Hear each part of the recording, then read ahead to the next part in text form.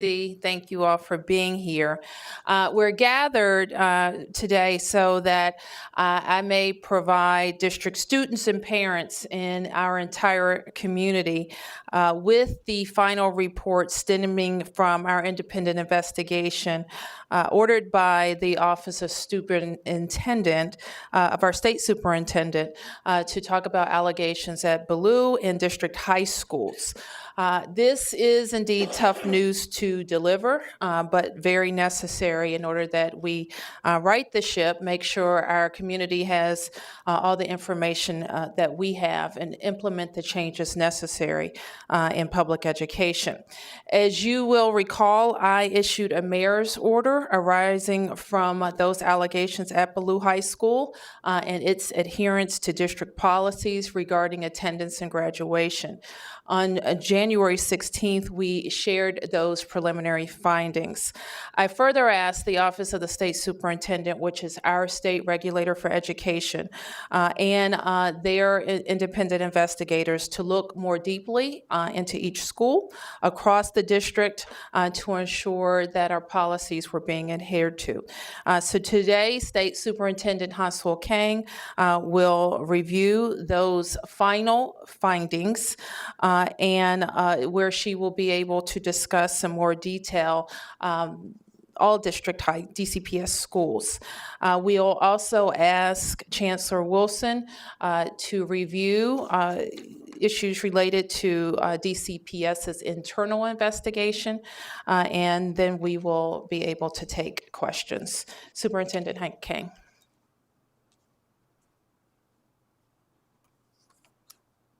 Thank you, Mayor Bowser. As the mayor said, on December 1st, the mayor directed OSSE to conduct an independent analysis of student-level attendance and graduation outcomes for all public high schools in the District of Columbia. As a reminder, OSSE used 3 methods to complete this review. First, a citywide attendance and graduation analysis of all public high schools, which was conducted by OSSE staff. Second, a review of the Public Charter School Board's oversight procedures for public charter high schools, also conducted by OSSE staff. And finally, an investigation of DCPS high schools, including Ballou, but also including all of its high schools, conducted by the outside firm Alvarez & Marsal. The interim report from Alvarez & Marsal and the first 2 components conducted by OSSE staff were previously released on January 16th, and we are here today to deliver the final findings from the final report by Alvarez & Marsal on all DCPS high schools. We released this report as the information became available, given the urgency we feel about the timeline to best make changes that would impact students and improve educational outcomes. The Alvarez & Marsal review yielded the following system-wide findings. First, that credit recovery was used in most high schools in contradiction to DCPS policy. Secondly, that attendance policies were rarely followed across DCPS high schools as it relates to grading. Third, that there was a lack of oversight and support from DCPS Central Office related to most policy violations. And finally, that most DCPS high schools exhibited a culture of passing and graduating students. Ultimately, policy violations across these areas were seen in 937 of the 2,758 graduating students' records from DCPS in the 2016-17 school year, which is about 34% of all graduating students, and they were found in nearly all schools. The Alvarez & Marsal report also includes school-specific summaries of data, findings and observations, and recommendations for each DCPS high school. In addition, in the course of Alvarez's investigation, they noted some other findings and observations. Specifically, during interviews, they heard reports of potential changes to attendance records in order to improve reported attendance. As a result, they conducted specific analysis into all period-level attendance record changes from absent to present among graduating seniors. During this analysis, they found one outlier school, Dunbar High School, where more than 4,000 changes were made to attendance records, changing from absent to present for 118 graduates at that school. Finally, Alvarez & Marsal made a number of recommendations at the system-wide level. They recommended that there be improvements to DCPS central offices oversight and enhanced accountability at high schools for policies around grading and credit recovery. They also recommended additional support to improve the consistency and accountability of credit recovery at DCPS high schools, to improve policies and procedures governing attendance, grading, credit recovery, and graduation certification at DCPS high schools, and finally, to enhance systems and supports to improve consistency and accountability, specifically in data systems and technology, to improve reporting. That concludes the briefing on Alvarez and Marcel's report. The full report can be found available on OSSE's website currently. And with that, I will turn it over to the Chancellor, or to the Mayor to introduce the Chancellor. Thank you, Superintendent. And the Superintendent will rejoin me at the podium to answer some questions. I did want to put some aspects of what the law actually says in the discussion so that you know what some of these findings relate to. So here's some context. DC municipal regulations, we just usually refer to it as DCMR, codified the policies linking attendance and graduation back in 1993. The DCMR requires that secondary schools, students who miss class must be assessed a lower grade starting with 5 absences. So you miss 5 absences, the policy kicks in. Those who miss 10 classes should receive the grade FA, or failure due to absence. And any student who misses a class 30 times should fail the course. In 2015, it was when DCPS recognized that those DCMR rules had never really fully been implemented at the schools. And DCPS tried to put a policy in place to match what was already the law of the land. So we knew that we needed to get more kids ready for college and career, and we had to ensure that kids were getting the seat time that they needed. What DCPS failed to do was to put together the training, controls, and accountability necessary to make that a successful rollout. And so while DCPS had the courage to put this policy in place, it was imperfectly implemented.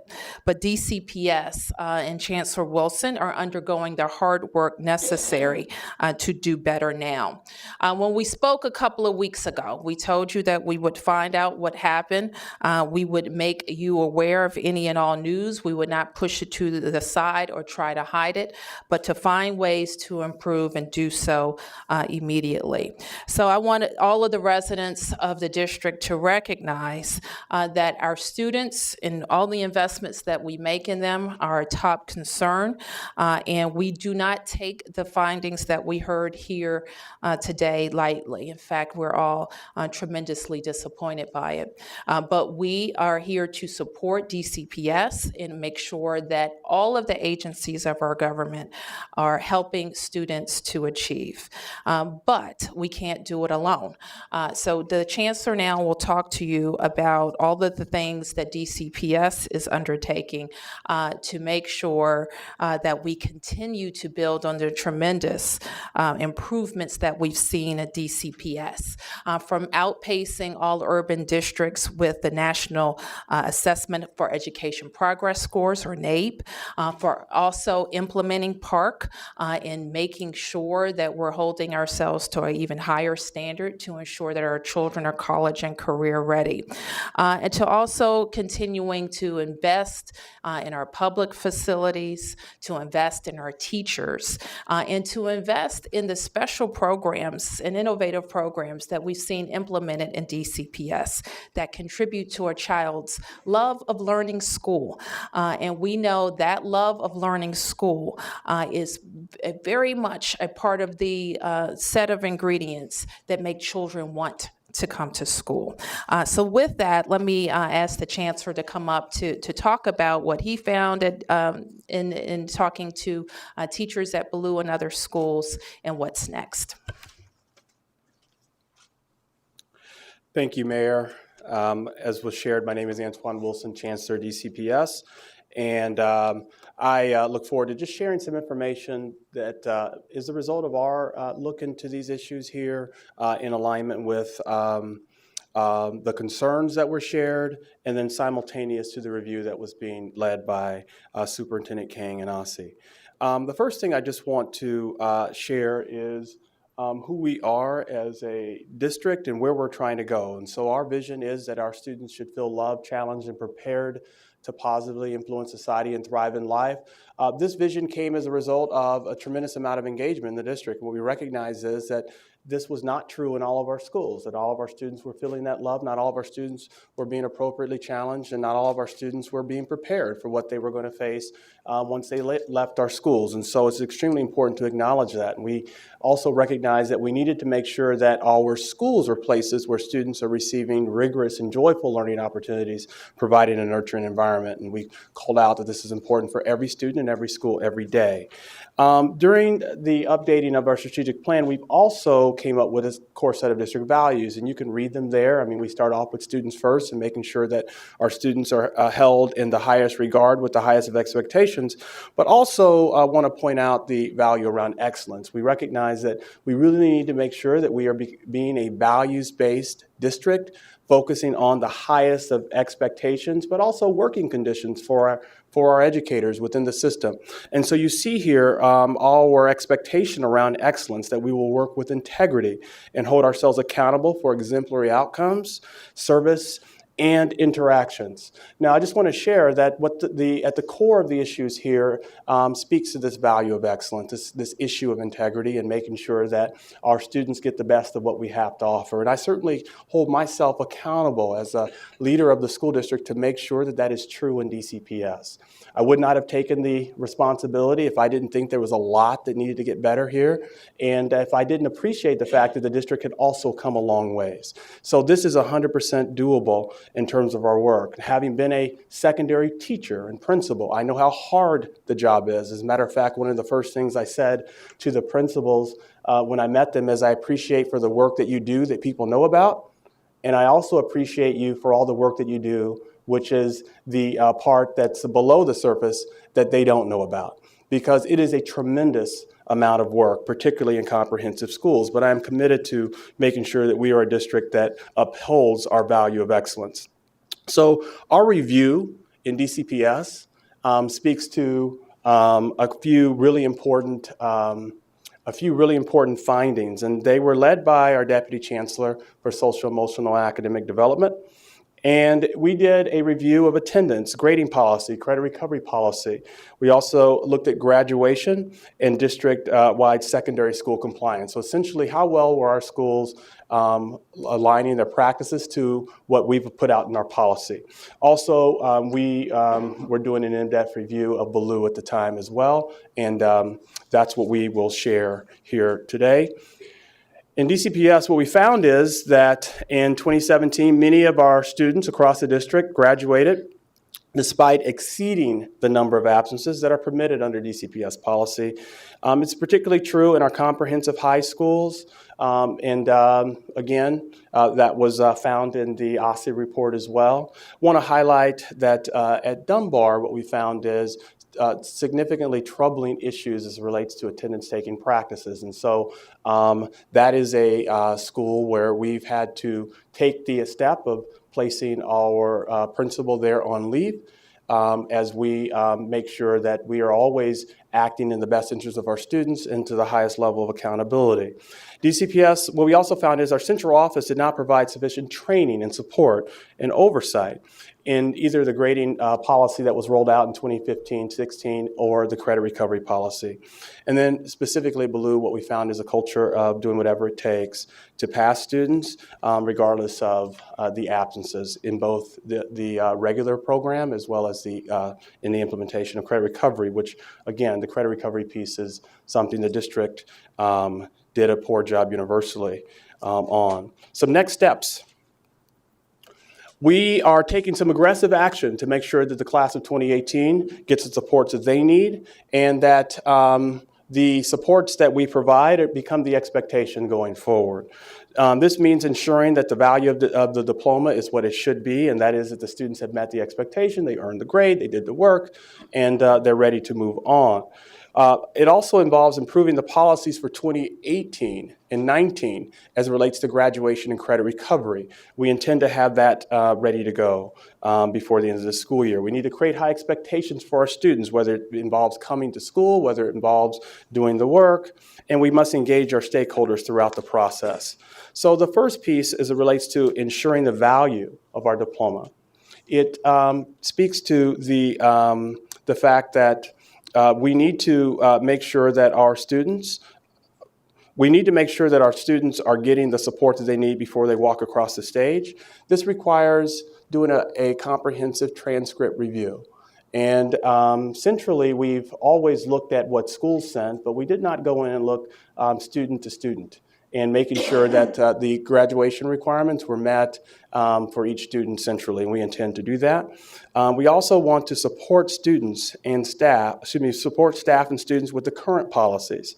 That includes ensuring that we have support teams in our schools when they find themselves challenged with working with our students to make sure that they're in the right classes, that there's outreach needed for parents, that we're there supporting them centrally to make sure that that is happening. And then finally, hosting resource fairs. We recognize that many families may need support themselves coming to school and learning about the policies, getting connected to the right programs. And some of those services are services that we don't directly offer in the school. They may be connected to government agencies, and we want to make sure that we're making those connections to parents and removing obstacles that may make it difficult for students to get to school. We also recognize we need to improve our grading policy. While the implementation wasn't what we needed to be in the current policy, we also believe that the policy it was lacking in terms of meeting the needs of all of our students, meeting the needs of our teachers, meeting the needs of our parents. And so we need to make sure that our policy is looked at, making sure that we engage stakeholders, and taking this as an opportunity to improve the system and the experience for students throughout the district. And so we will do that. This involves training for all of our educators involved, whether it be the school leadership or staff members, anyone involved in helping our students. We need to make sure that they are receiving the training that they need to get. It also makes sure that we have a process of when folks come into our system that we are updating them and they're getting that information upon entry into the district. Because one of the issues that we had during the 15-16 rollout is that if you were here in that part of time, you got it, but if you came in after that, and we've had some turnover with teachers and staff, you missed it. And so we need to make sure that there's a clear process for that. Plan to audit the grading practices at our high schools on an ongoing basis. So in addition to the transcript review, making sure that we are just looking at our practices as it relates to our grading policies and making sure that high schools are getting it right as it relates to working with our students and following our policies. And then also we are in the process of improving the student information system that we have while exploring ways to make sure that our system for data entry, reporting out to parents is automated as much as possible so that a lot of this work that is being done at the school level, student level, we are stepping up to the best practices that are happening across the country in school districts, which is making sure that a lot of this stuff is automated and parents are able to receive timely information on their child's progress.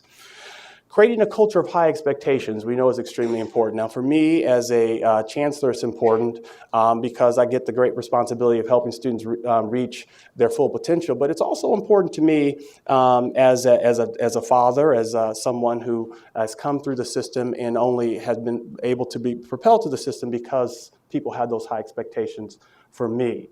And we want our students, while they're with us, to face the challenges. We want our students, while they're with us, to learn that struggle is a part of the work. And so our effort is to make sure that that is happening. So we want to be clear in DCPS what we see as a profile of a DCPS graduate. We want to make sure that our students, our parents, our teachers, our staff, they all understand what it means and what we're expecting from our students upon graduation. This is work that is being uplifted in our strategic plan, and we look forward to rolling that out. We also intend to embed a series of course finals into all of our classes so that whether our students are taking a class through the traditional means or if they're recovering credit, that the students are all held to the same standard and able to demonstrate that they have actually master the material. And we want to engage stakeholders throughout this process. So it's not something that we want to roll out absent input. We want to make sure that people have an opportunity to inform the work. And then finally, we are working on creating an ombudsman-like function. One of the major issues is that the information got up to me just too slow, and our traditional means of reporting, whether it be through our office, Human Resources, just didn't create the type of speed and readiness that we have. And that's one of the things that I'm struggling with the most. And so we are standing up an office that has an ombudsman-like role to make sure that our policies, our procedures are being implemented with fidelity, and our teachers and community members have a place to go that they know that the issues will get to me in a timely fashion. Now, urgency is extremely important. We know that we have students that are preparing to graduate in June. We know that we have classes coming behind them, and so you see the timeline that is mentioned here. We've actually already started the training work. Well, that'll be continuing throughout the rest of the year, and we'll be answering questions periodically as they arise in our schools. We have already done transcript reviews at several of our high schools. We intend to have them all done before the end of this month. And we are looking forward to working with parents and students and the staff along the way. We are in the process of working with the mayor on resource fairs to make sure that the city agencies who may be of assistance to our students, that we are providing direct access through our schools, while we are also lifting up the supports that DCPS has available for our students. And then finally, I mentioned the new grading policy. We expect to be announcing some opportunities for engagement for community in March and April, and we expect to have a new policy stood up by June of 18. So again, I just would close with the idea that we want to make sure that our students are loved, that they are challenged, and they are prepared. We recognize it is a tremendous responsibility to have an opportunity to serve the students in DCPS. We want to make sure that everyone knows that we will hold our students to the highest expectations and support our educators, be they school leaders or teachers or staff, to make sure that the mission of the district can be fulfilled, and that is our students have rigorous and joyful learning opportunities provided in a nurturing environment. Thank you.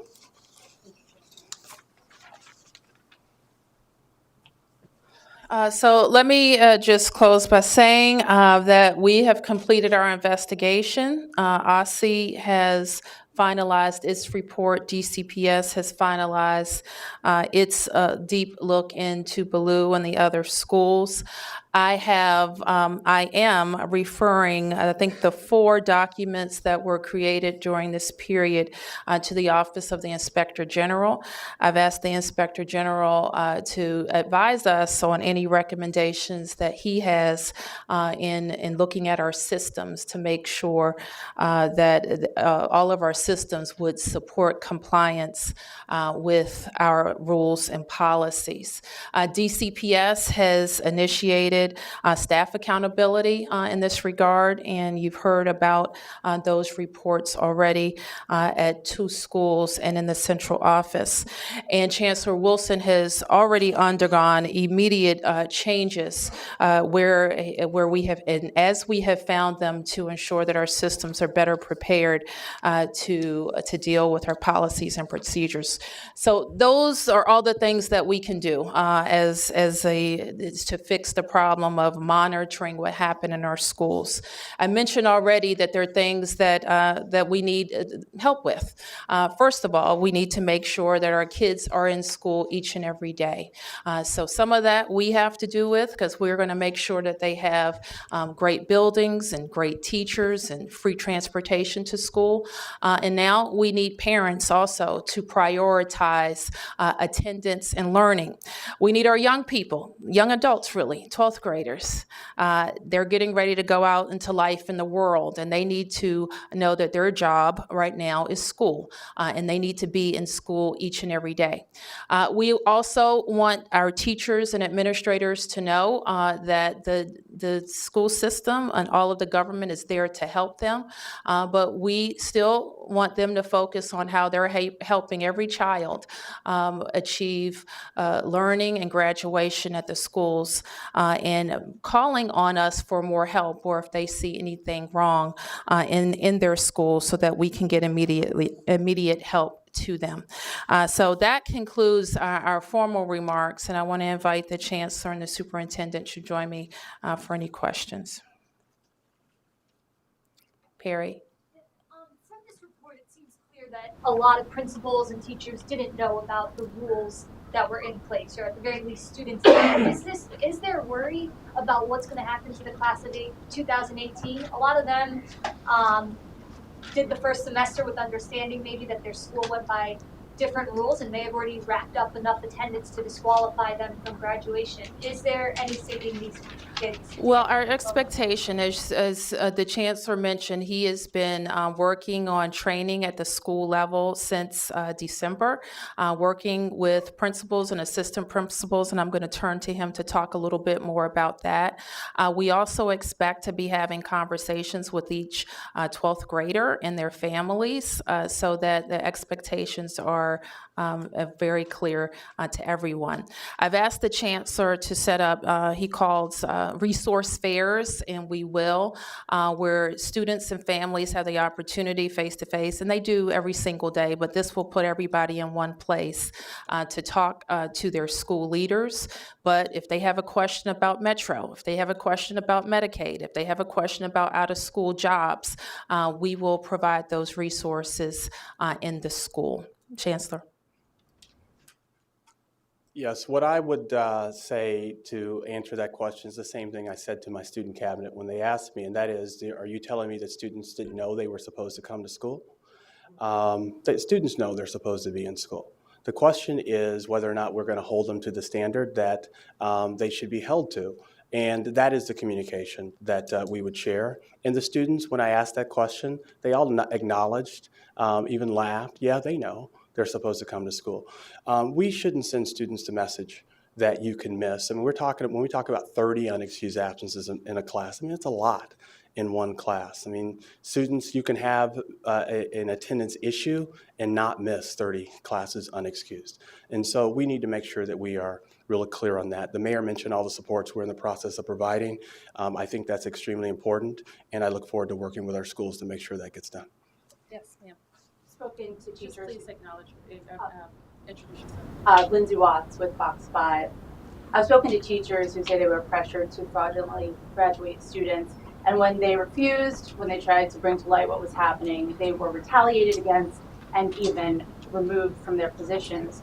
Are you aware of cases like this? And if not, are you investigating the potential for retaliation based on the audit?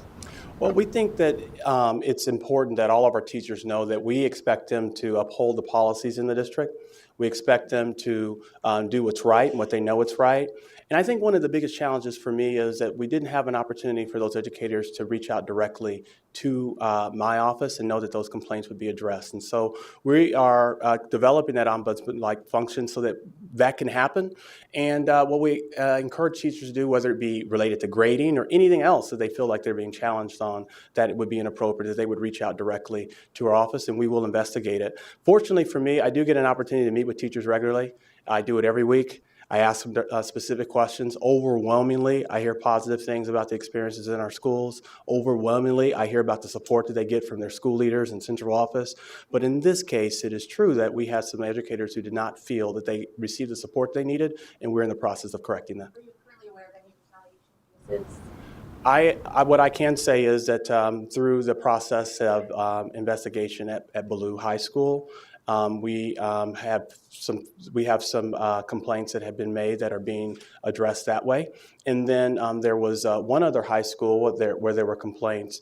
We've not found evidence of folks being coerced to change grades. But what we have found is generally what was reported in the report, and that there were teachers who did not feel they had an outlet to express concerns that they had around students missing excessive classes, and then what to do about that. And so that's why we are standing up this office. I feel like that needs to be able to come directly to me. We need to be able to get folks out there. Teachers need to be able to hear directly from the chancellor or someone representing me, knowing what the expectation is in the district, and that's what we're doing. Yes, ma'am. Kate McGee, WAMU. Kind of a follow-up on that. A lot of teachers have complained about the impact system and that retaliation kind of going through impact. Is there going to be any review of impact and any changes made with how that process I'm going to ask the superintendent to address what Alvarez and Marcel reported. Thank you, Mayor. In the interim report from Alvarez, they noted the way in which the impact system included a small percentage of points related to grading at Ballou High School. In this report, they walk through school by school, and they note at each school the extent to which the commitment to school community rubric that is set at the school level includes a focus on grading, promotion, or graduation rate. That differs at each school. So you can see more details. Generally, what they found was that there was a general culture focused on giving students chances and opportunities to succeed and to graduate, but the extent of that pressure, the extent of that culture, and the specific manifestations differed from school to school. Could the school chancellor as well as the superintendent elaborate on the situation at Dunbar? And I have a follow-up question. Yes, as I noted in my presentation, during Alvarez and Marcel's interviews at different DCPS high schools, they heard some reports that there were attendance changes made. So after teachers had entered attendance at the period level, that in some cases there were reports that changes were being made at the school level, overriding what teachers had entered. Because of those reports, Alvarez and Marcel then did an analysis of all period level attendance changes from absent to present that were made affecting the graduating class of 2017. And what they found when they looked at those attendance changes was there was one school that had a very high number of reported attendance changes from absent to present. That school was Dunbar High School. They had far more changes than any other high school did. And for that reason, they were identified in the report as an outlier. Could I ask the school chancellor to respond to this question? Multiple individuals who have been at Ballou over the past several years have indicated that they repeatedly made attempts to let the Office of School Chancellor know of irregularities and problems with the principal at Dunbar to no avail. You're talking about Dunbar. I'm talking about Dunbar. And that they got no response or got pushback. Are you aware, and have you had your staff go through and try to find those letters and communications regarding serious problems at Dunbar? So I've not received information directly about complaints to the principal at Dunbar, but I will say this, it doesn't mean it didn't happen. I think one of the things that we recognize as a result of this report is that we have to have a space where those types of complaints can come directly to the chancellor. If they happened, I don't have record, but we intend to create a policy where we do have that record. How extensive was the review that you had your staff do? You're fairly new here. I'm not asking that you may have known about the situation that dates back more than 2 years, but how extensive a review could your staff have done post the revelations regarding Ballou if you weren't aware of the Dunbar situation? Yeah, I just want to be specific to your question. Our review was the degree to which the schools adhered to our policies and the degree to which we supported those schools in our policy. So it was contained. And then also we were looking in depth at Ballou. We recognize that OSSE was doing a review that was much more in depth. And so as it relates to Dunbar specifically, as we got information, we've acted. And that's what we're doing. That's what we're reporting here today. Okay, next question. Yes, sir. Nathan Bach, ABC 7. The last pages of the audit talk about bonuses that teachers and principals receive as part of impact. Given that some teachers were giving out grades and passing students, giving them grades that they didn't earn, what efforts are being made to identify the bonus money that was given incorrectly and to take that money back? Well, I think the superintendent already addressed the question of the impact of attendance on the impact scores, which is very minimal. And actually, I think at the other schools, even beyond Baloo, it's even more minimal. I think that the principal qualifies for a bonus. This principal did not receive a bonus. The Is that auditor right? say, uh, Nathan, let me just ask the superintendent because she will remember more specifically than I will. Thank you, Mayor. And I should say the report is extensive and I don't have every word memorized, so we'd be happy to follow up with more specific information. But my recollection is that the report specifically notes that no principals received bonuses based on the policy violations that were identified in the report. And teachers? The scope of the investigation did not allow for looking into every single teacher's records, but they did not find any pattern or any broad indication that teachers received bonuses based on the policy violations. Again, they are a very small percentage of a teacher's individual impact rating. Has anyone been in contact with former Chancellor Henderson, and do you believe the findings here are kind of a product or an indictment of her legacy here? What we know is that we got some things wrong in the implementation of a policy. So what I acknowledge is that the new grading and attendance policy meant to make clearer for schools what was already in the law as it relates to attendance. I believe that we needed to do more to prepare schools and teachers and parents in understanding what that policy is. So as I said at the outset, there's a lot of progress at DCPS. We talked about how our NAEP scores are outpacing other urban, NAEP gains are outpacing other urban jurisdictions, how we've implemented PARC so that we would have a clearer picture of the readiness of our students for college and career. We continue to attract more families to our schools and have gotten a lot of things right at the elementary level. What we have known and do know is that a focus on our middle schools, I think this report really highlights our need for additional focus on our comprehensive schools as being important. We also know that we need kids to attend school more, and we have implemented some things, and we have to continue to work among our education clusters and all of the agencies that support families to make sure that kids are in our seats. All of the changes that we made won't make a bit of difference if kids aren't at school, and so we're going to continue to do the things that we know work for kids in our buildings and surrounding our schools, but we also need kids to be there. Yeah. You talk about this culture of pressure, not necessarily a principal saying you must, but this culture of pressure. So to follow back what I said, my previous question is who have you interviewed to get a sense of this culture of pressure? I understand at the school level, but was central office also included in these interviews to get a sense of how this culture manifests itself, and was former Chancellor Henderson included in these discussions? Well, we know for sure that rightly, our schools have focused on the number of kids that are graduating. And one thing that was clear from the interviews that we've had with folks, that credit recovery is an option, and it should be an option at the secondary level. But we have to have robust programming in place. And we can't then have, once credit recovery is offered to a student, that the attendance requirements for credit recovery are also then violated as well. And that's what we have seen in some of these results. So I think for sure there has been a focus, and we will continue to focus on how we're preparing our kids for graduation, college, and career. Yes, that's something that we'll do.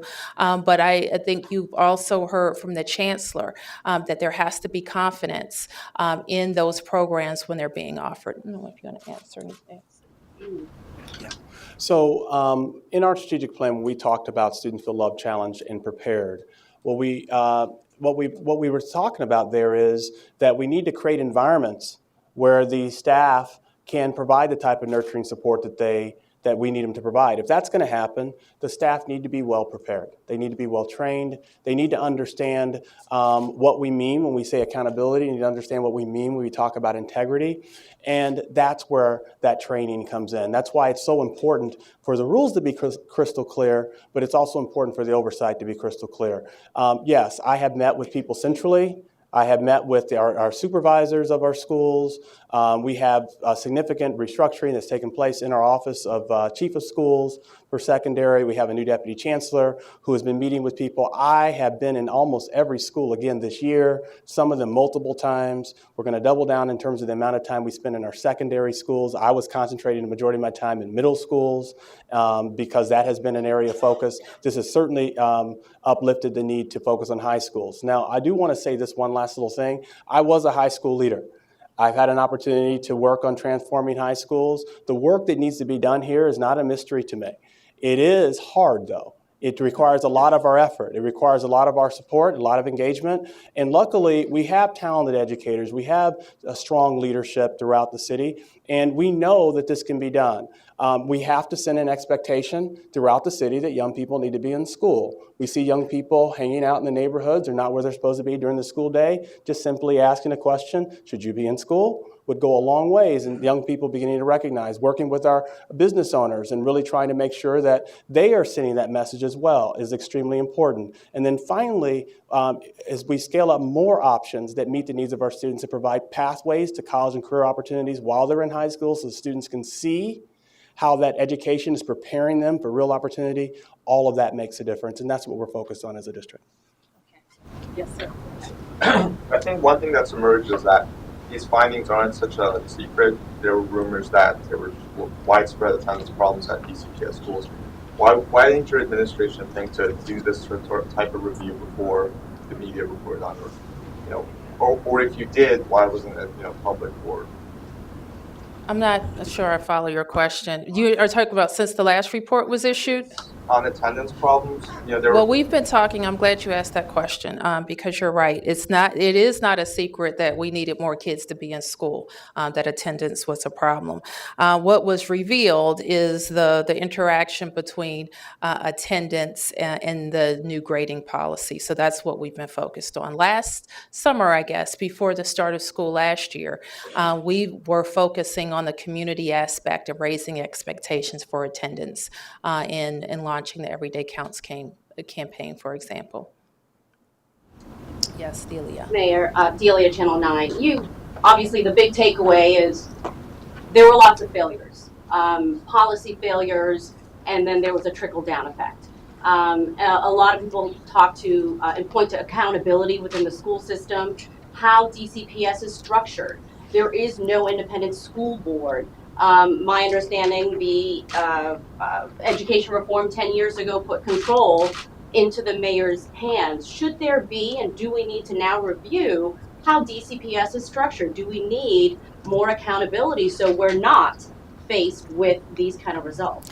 Well, I think that we feel very strongly about the progress that has been made since school reform, with a single line of accountability and council oversight as being the way to move our schools forward.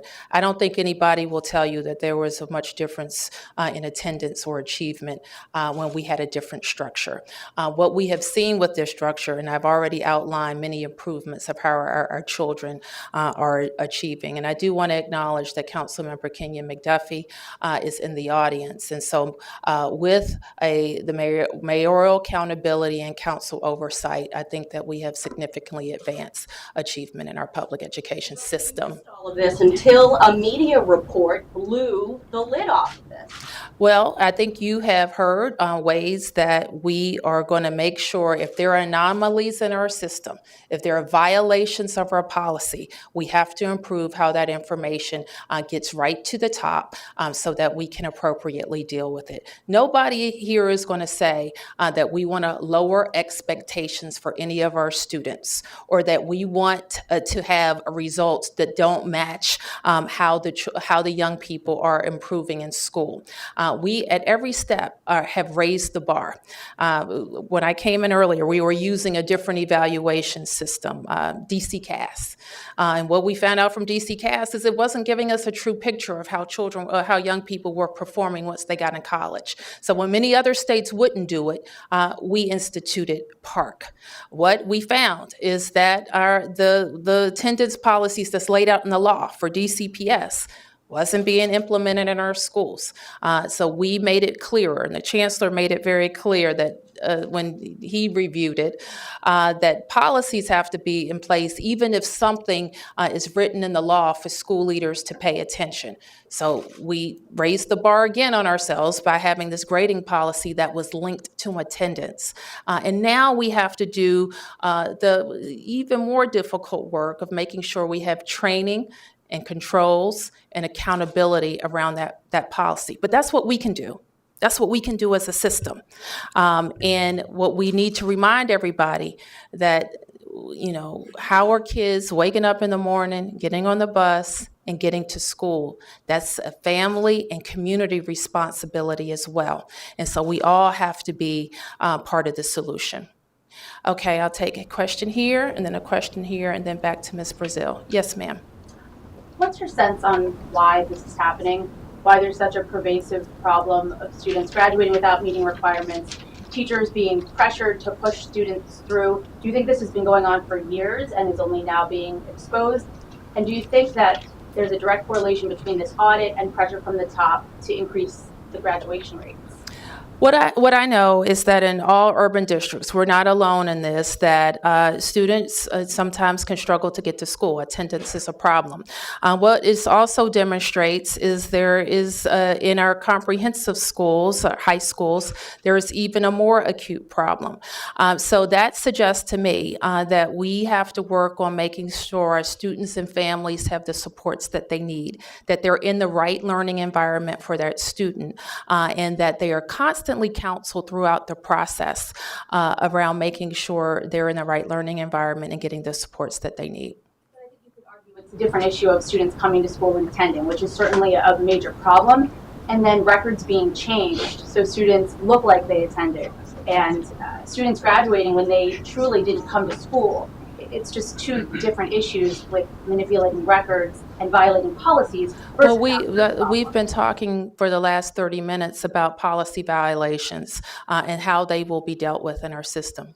I'm just curious of the overall reason. Where is this coming from? Why do you think this is such an issue? Well, what I hope is that people are trying to do right by kids. Unfortunately, they did the wrong things. And so that's what we're addressing. We can't have policy violations of rules that are already in place. And then the other part of what we know is that people who want to do the right thing, who don't have the proper training, may make mistakes. So those are the two categories. Yes, ma'am. So two things. I just want to confirm the number of DCPS staff members who have been put on administrative leave. I think I've counted 4 now. Is there anyone else besides Jane Spence who is put on administrative leave in central office? So, what I would just say is that accountability is extremely important, and the folks who we felt needed to be addressed in terms of their role in this, that we have taken that extremely seriously. We do have some expectations that we are expected to uphold as we go through those processes as a district. And so I will just say that we have taken the actions that we needed to take as a result of this report. There were some central, there were some in schools, and as we go forward and we find issues of violations of policies and coercion that go counter to our expectations, we'll address those appropriately as they come. Chancellor, can we back up to What that? is the number? Yeah, can you What give is us the number? We have a school leader and assistant principal at Blue. We have an assistant principal at a principal and assistant principal at Blue, a principal on leave at Dunbar, and then we have our chief of secondary schools who's also on leave. Why I understand the number, this is bigger than the 4 individuals. We had significant changes throughout our entire chief of schools office, and we recognize the need to scale up additional supports when we rolled out our strategic plan. I knew that office needed to be stronger, absent knowing this information, because as Chancellor, there's no way that I could be as involved with our secondary schools as I would like to be. And so we identified a Deputy Chancellor to support that role. On the other side, some of this is operational. So the ability to even capture the period attendance the way we need to capture a period attendance wasn't there. We rolled out a new grading policy, but we also rolled out a new student information system that did not meet the needs of the grading policy, made the job extremely difficult for those teachers, made the job extremely difficult for those principals. And so we are working on ensuring that we have better leadership there as well. And so while I definitely understand the idea behind a number, this is about across the system making sure that the supports are there, that the accountability is there, and that the training is there. Okay, I did call on a group. I think you were next. I'd like to ask the superintendent and the chancellor this question. Especially the chancellor has focused on going forward, what he's going to do, and mentioned things like equity, excellence, integrity, teamwork, courage, joy. But what are you going to do today and going forward to make those students who graduated with diplomas, whose records were falsified, whose schools did not follow proper procedures, what are you going to do to make them whole? There are more than anecdotal stories about students having graduated who can't read or write. Those are, let's deal with the facts. And so I'm gonna turn to the Chancellor to answer your question, Ms. Brazil. And I think what you were referring to was the values and mission statement that DCPS wants to have permeate all of the schools. And then the Chancellor, let me have him talk about the specifics. That might be your question. My question is plain and simple. Students were graduated who didn't meet the minimal requirements, didn't attend class. Okay? Now they're out there in the real world. What are you, the superintendent and the chancellor, going to do to make these individuals whole? Well, the Chancellor already talked about, well, I can answer you. You're not interested. Okay, good. Okay. As long as the question I asked. All right, we're going to get to it because the Chancellor already mentioned to you what is going to be in place, and it's very important that we talk about how we've investigated, found the problems, and how we move forward. And so he talked about the upcoming school year and how we move forward, and I'm happy to turn to him for any other comments. So we are focused on making sure, first and foremost, that the class of 2018, that they're set up to be successful. That's my purview. I have an opportunity to educate, ensure that the students who are with us now, that they get the supports that they need, and that they graduate with the expectation that they attend school and that they earn what they receive. That's our work going forward as well. And it is making sure that we have improved policies, we have improved training, we have improved inspection of our district-wide expectations. That's important.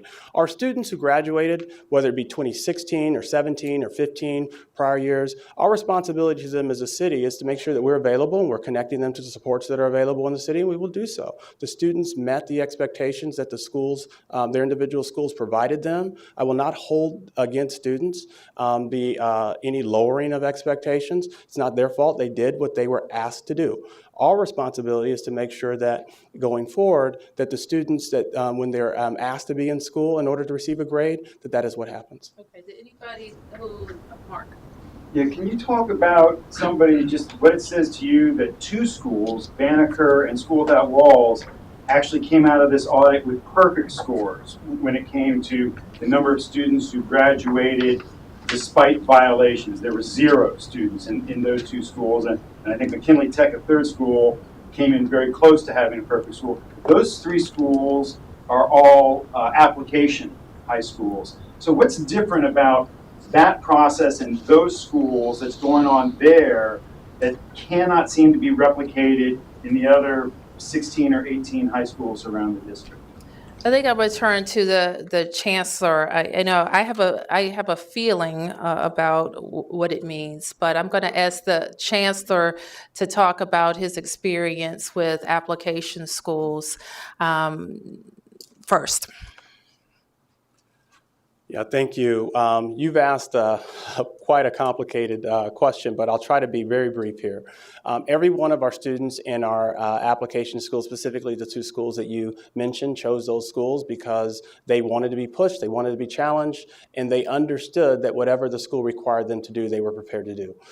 So there are lower percentages of students who come to school behind. There are lower percentage of students who are in families that have great mobility issues. Ballou and Woodson and several comprehensive schools, they see a lot of student mobility. It just means that they have the need of the students are much greater in our comprehensive schools.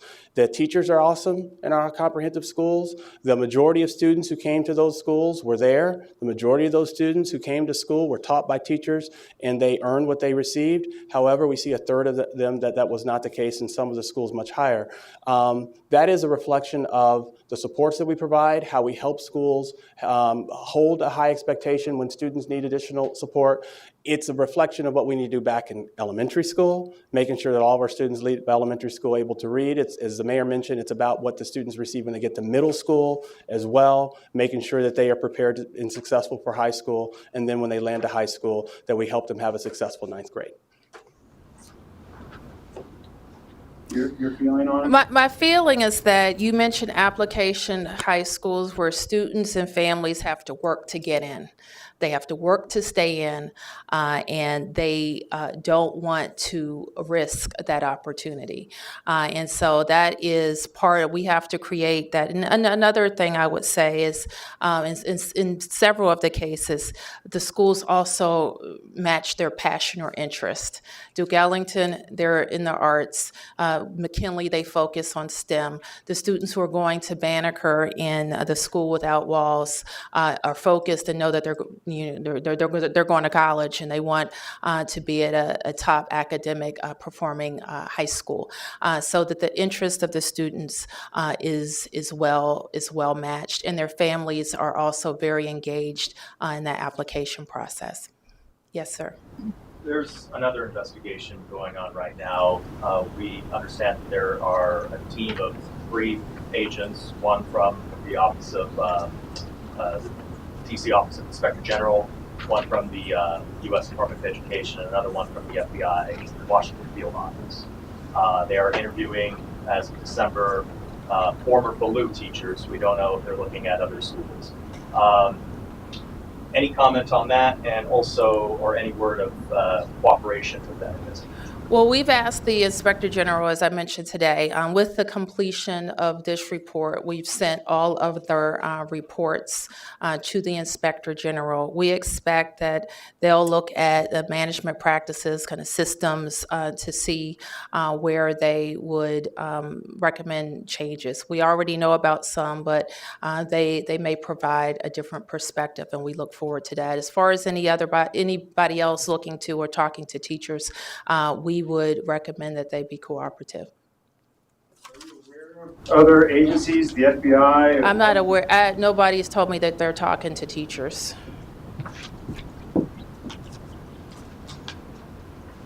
Yes. Can you provide, with the issue found at Dunbar, can you provide some context with 4,000 changes? How big of an outlier is that? What's like an average number of changes that are made? Superintendent. You can actually see the number of changes at each school in the Alvarez and Marcel report, but my recollection is that the next closest school had fewer than 1,000 changes. And also a follow-up question about the 80-20 rule that was brought up in the hearing in December as being really problematic, and even the Chancellor himself said that he did not like that policy. Is that something that's going to be reviewed as going forward? Any changes? So the 80-20 rule has been discussed extensively, and previously the Truancy and now the Everyday Counts Task Force, which includes members of the administration, OSSE, and other DC agencies, members of council, and a number of community-based organizations as well. That task force has discussed that rule extensively, and OSSE has always said that we are certainly open to any changes to that rule, but we'd look for guidance on what we think as a community we think the rules should be. The reality is we're always going to need some kind of rule. It's possible that there will always be a specific school schedule that is close to the line. And I believe what DCPS has found is that the majority of absences they've seen are actually for far more than 20% of the day. So just to be clear that we don't see that as an issue. Yes, and I should note that the Alvarez report, all of the attendance they looked at was at the period level, so nothing about the 80-20 rule implicates those findings. Okay, I'll take a few more. Yes, sir. If this pressure was so widespread, this top-down pressure to graduate students, how does Chancellor Henderson not know about this? Well, I can't speak for Chancellor Henderson. What I can say is that you heard what the Chancellor Wilson has said around the supports that we need in central office for secondary, around accountability as well. And one real lacking place we saw in central office was supports for the credit recovery program. Will this mean more staff for DCPS, but you guys will have to hire more staff? I'm not sure yet. Chancellor is looking at if some, and I hope some staff can be organized into these different offices. We know that there's one new position, I think, that's being recommended around accountability, the ombudsman-like position, which the Chancellor will further refine. Thank you. Yes, Mark. One last question. So this all started because of Blue, which I think comes in about 69% having violations. But Luke C. Moore was the worst offender by the audit's findings, that 87% of their students graduated with some sort of violations. Can you tell us about, are you looking, or is anybody at Luke C. Moore, the principal, assistant principal, going through any HR, administrative procedures? Well, we've already talked about the personnel actions that we have presently. We don't really have anything else to announce, and we don't have anything else to announce right today. So no special attention to Luke C. Moore, we're 87%? I didn't say that. What I said is we didn't have any more personnel announcements to make. Thank you.